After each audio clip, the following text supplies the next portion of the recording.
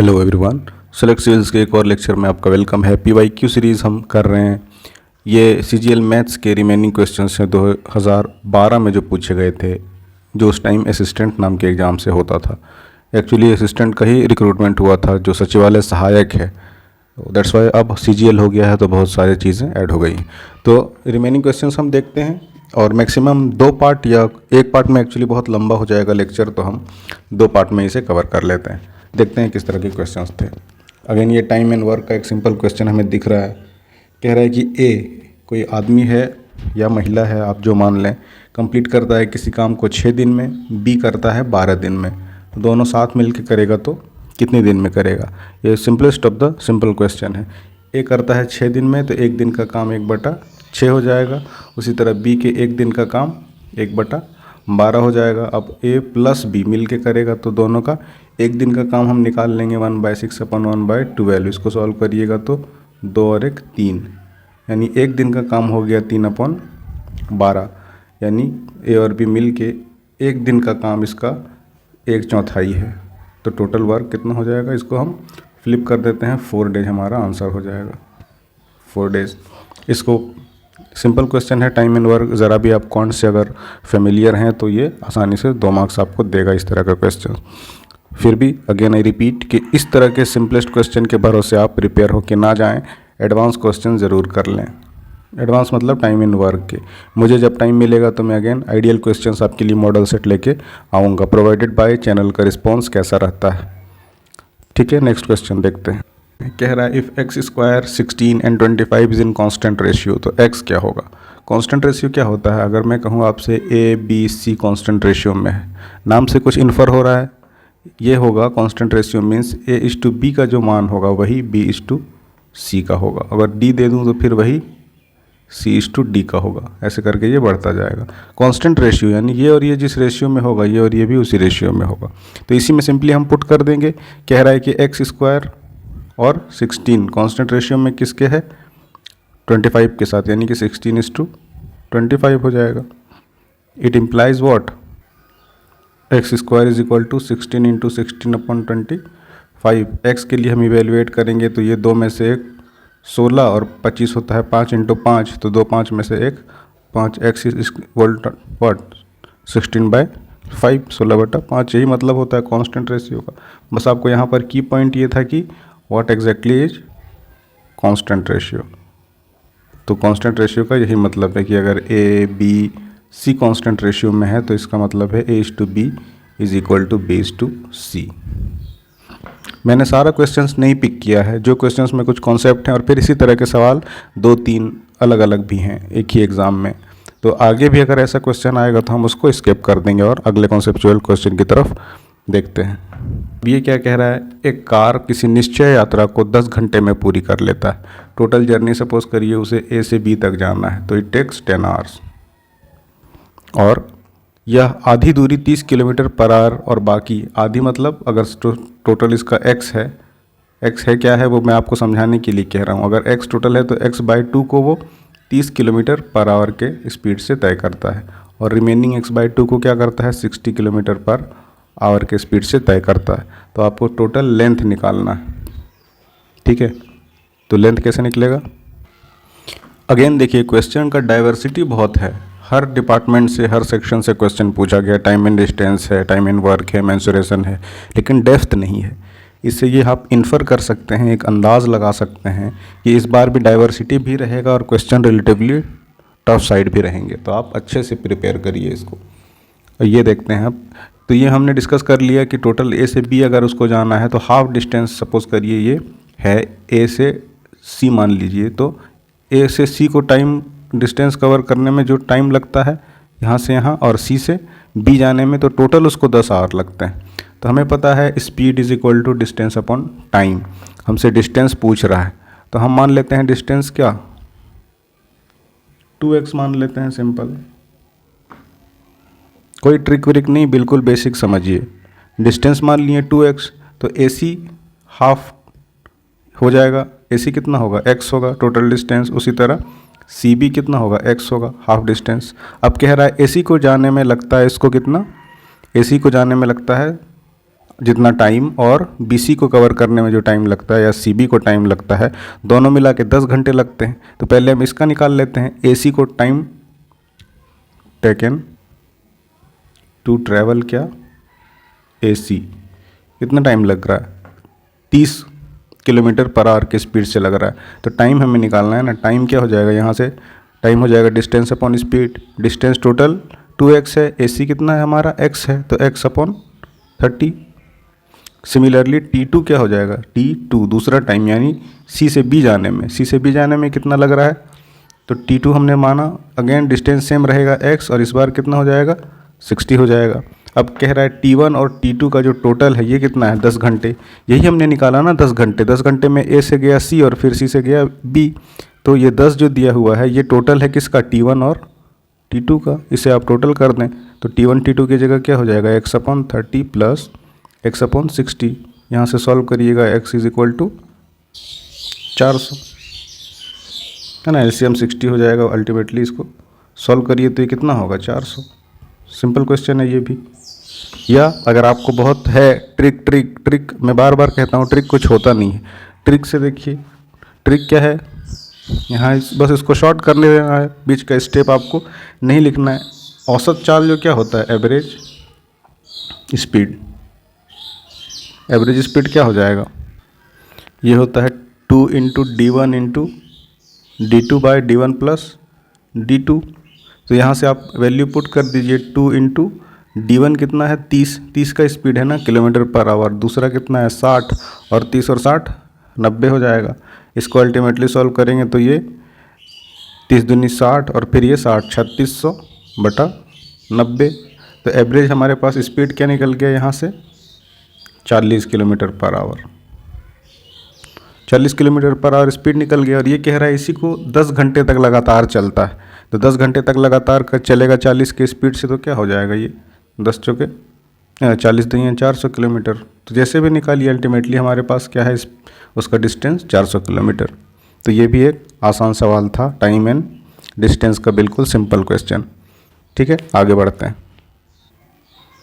अब ये क्या कह रहा है, यदि किसी संख्या का 33%, if 33% of a number is 5 हिस्से से 24 कम है, 24 less than 4/5 of that number, then what will be the number. ये है बिल्कुल सिंपल क्वेश्चन। ये भी है किसी संख्या, सपोज करते हैं इस बार again number will be, let number क्या है x है। अब प्रोसीड करते जाए, ये कह रहा है किसी संख्या का 33%, तो यानी x का 33% इज इक्वल टू क्या है, उसी संख्या के, उसी संख्या मतलब इसी संख्या, दैट मीन्स x के 4/5 हिस्से से, 4/5 से कह रहा है 4/5 हिस्से से 25 कम है। ये हमने सिंपली इक्वेशन डिराइव कर लिया, क्वेश्चन में ही कह रहा है। Then what will be x, इसको x के लिए सॉल्व कर दीजिए, जो भी आएगा वो आपका आंसर हो जाएगा। तो सॉल्व करिए और सॉल्व करके एक बार बताइए कि आपको मिल क्या रहा है। ऑल राइट, आगे बढ़ते हैं। बिल्कुल ये सिंपल क्वेश्चन है, इसीलिए इसको सॉल्व करने का ज़रूरत मुझे नहीं लग रहा आपके लिए है। आप एक बार फिर भी अगर है, आपको लगता है सॉल्व करना चाहिए, तो you can proceed. All right, अब ये क्या कह रहा है, शुद्ध दूध वाले एक कंटेनर से 10% दूध को निकालकर पानी मिलाया जाता है और इसे 3 बार रिपीट किया जाता है। A container containing 100% pure milk and then 10% of milk is extracted and water is mixed in place of milk।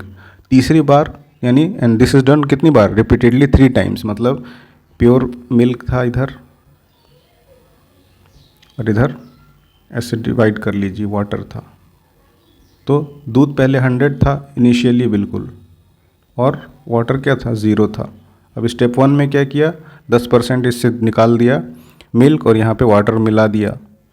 इस तरह से 3 बार किया तो कह रहा है कि कितना बच जाएगा आपके पास मिल्क। तो कैसे बनाएंगे, अगेन सिंपल क्वेश्चन है मिक्सचर एंड एलिगेशन का। अभी तक पूरा हमने कम से कम 50 क्वेश्चन सॉल्व कर लिया, कोई भी ढंग की क्वालिटी वाले क्वेश्चंस नहीं मिले हैं, लेकिन आपको करना है प्रैक्टिस।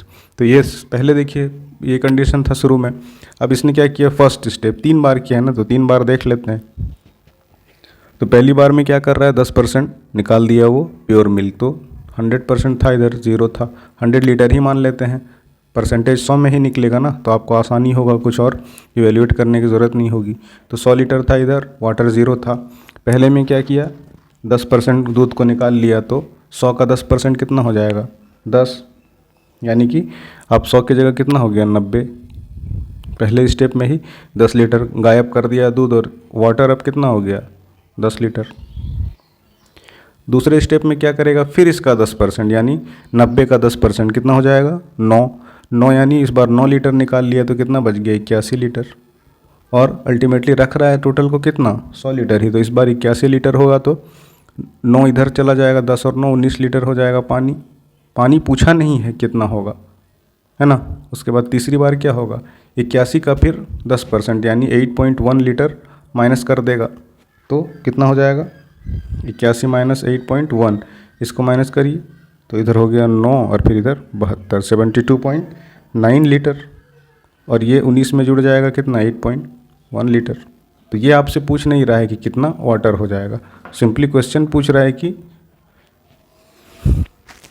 कितना परसेंट होगा क्या तीसरी बार समाप्त करने के बाद दूध की मात्रा। तो दूध की मात्रा इनिशियली कितना था हमारे पास? 100 था, अब कितना है? 72.9 है।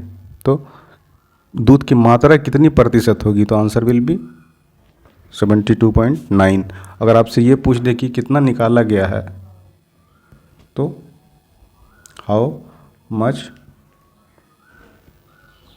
मिल्क इज रिप्लेस्ड, ऐसा भी पूछ सकता है ना। तो क्या हो जाएगा? तो हो जाएगा 100 माइनस 72.9। उस केस में आंसर चेंज हो जाएगा। या फिर क्वेश्चन ध्यान से पूछ, मतलब आपको समझना है। वाटर भी पूछ सकता है कि how many water is poured in, कुछ भी पूछ दे। चीज़ यही है कि 100 था, पहले इधर 0 था, ये 90 हो गया, इधर बढ़ जाएगा, फिर इसका 10% आपको सब्सिक्वेंटली 3 बार घटा देना है। Answer will be 72.9%। चलिए नेक्स्ट क्वेश्चन की तरफ देखते हैं।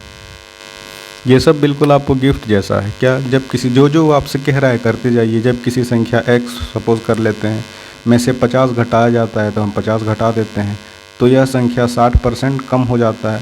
तो 60% इसको कम कर दीजिए, यानी पहले x था, अब x का 60% इसको कम कर दीजिए। सिंपल है, x के लिए सॉल्व कर दीजिए, जो आएगा वो आपका आंसर हो जाएगा।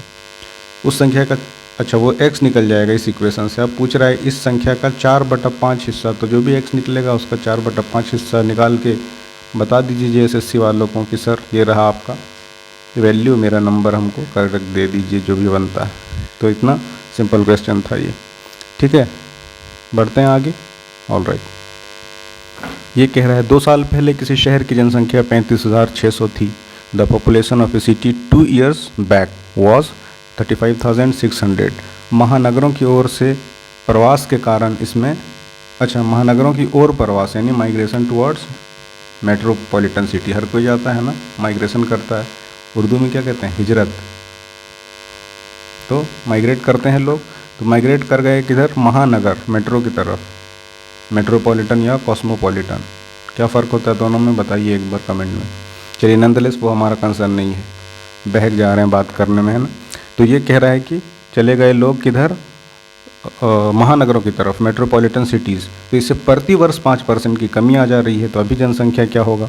तो पहले कितना था भाई? 35,600 था, 5% की कमी आई। कोई चीज़ 100 था, 5% का कमी आया है, तो कितना हो गया अब?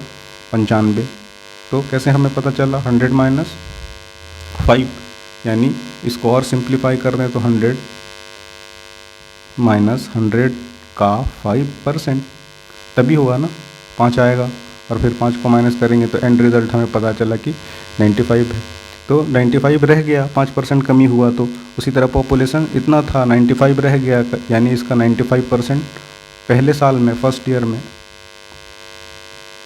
इसी तरह से जो अभी ये अब शहर का 1 साल के बाद पॉपुलेशन ये बन गया। अब अगले साल क्या होगा? अगले साल फिर इसी पॉपुलेशन का 95% रह जाएगा, है ना। बस इसी को सॉल्व कर दीजिए, जो वैल्यू आएगी वो आपका आंसर हो जाएगा। और या फिर इसी को आप ऐसे भी लिख सकते हैं, सिंपली पुट कर दें कि 2 साल में अगर पॉपुलेशन, नेट पॉपुलेशन पहले कितना था 2 साल पहले? 35,600। चूँकि 2 साल सेम रेट से कम हुआ है ना, तो इसको लिख सकते हैं कितना था? 5%, 1 माइनस 5/100। और 2 साल था तो 2 साल के लिए सॉल्व कर दिया। अल्टीमेटली इसी को हमने बस ऐसे लिख दिया। ये भी 100 माइनस 5 95 होगा ना, 95/100 और 2 बार है तो 95/100 95/100। इसको सॉल्व कर दीजिए। तो इसको सॉल्व करिएगा तो आपका आंसर हो जाएगा। ऑलराइट, बढ़ते हैं नेक्स्ट क्वेश्चन की तरफ। ये क्या कह रहा है, ईशान ने लक्ष्य को, ईशान एक इंसान है, लक्ष्य दूसरा है, 20,000 रुपये की राशि 8% चक्रवृद्धि ब्याज, this means compound interest, compound interest की दर से उधार दी है। तो 3 साल बाद कितना पे करना होगा किसे, लक्ष्य को। तो सिंपली ये कौन सा कंपाउंड इंटरेस्ट का सिंपल फार्मूला है, अमाउंट पूछ रहा है 3 साल के बाद, तो अमाउंट क्या होता है, प्रिंसिपल इंटू 1 प्लस R/100 और ये टाइम यानी जितने टाइम के लिए देता है। तो क्या हो जाएगा अमाउंट, प्रिंसिपल कितना है 20,000, 1 प्लस रेट कितना है 8% और सिंपल है, ना चेंज हो रहा है ना कुछ हो रहा है, 1 प्लस 8%, 8/100 कितने टाइम के लिए, 3 साल के लिए। जो भी अमाउंट बनेगा वही पे करना है। तो इसको एक बार सॉल्व कर लीजिए, वही आपका आंसर हो जाएगा। ठीक है, इसको सॉल्व कर लीजिएगा। क्या सॉल्व करेंगे, बिल्कुल बच्चा जैसा सवाल है, तो ये आपका आंसर हो जाएगा। देखते हैं नेक्स्ट क्वेश्चन की तरफ। अगेन सेम क्वेश्चन को पूछने का तरीका बस बदल दिया। इस बार पूछ रहा है कि 4,000 रुपये का 5% वार्षिक दर से यानी 1 + 5/100 2 वर्ष के लिए चक्रवृद्धि ब्याज क्या होगा। तो इस बार क्या आप निकालिए, अमाउंट निकालिए और उसको क्या करिए, चक्रवृद्धि ब्याज इस बार पूछा है, पिछली बार टोटल अमाउंट पूछा था। तो कंपाउंड इंटरेस्ट क्या हो जाता है, अमाउंट जो निकलेगा यहाँ से, अमाउंट माइनस आपको क्या कर देना है, प्रिंसिपल कर देना है। तो प्रिंसिपल क्या माइनस हो जाएगा, प्रिंसिपल कितना है 4,000, जो भी अमाउंट निकालिएगा उससे 4,000 माइनस कर दीजिए, वही आपका आंसर हो जाएगा। ऑलराइट, चलिए नेक्स्ट क्वेश्चन की तरफ देखते हैं। अब ये पूछ रहा है दशमिक डेसिमल 9 को बाइनरी सिस्टम में चेंज करिए। तो बाइनरी टू डेसिमल आप कंप्यूटर में भी पढ़ते होंगे। तो एक बार बताइए कि 9 को अगर आप चेंज करिएगा बाइनरी में तो क्या होगा।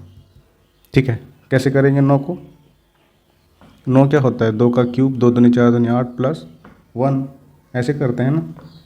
फिर 2 को ऐसे लिख सकते हैं 1 × 2⁻³ प्लस 0 × 2⁻² प्लस ऐसे लिखेंगे और फिर 1 को भी ऐसे लिख के वैल्यू पुट कर देंगे। तो ये बाइनरी डेसिमल आप कर लीजिएगा।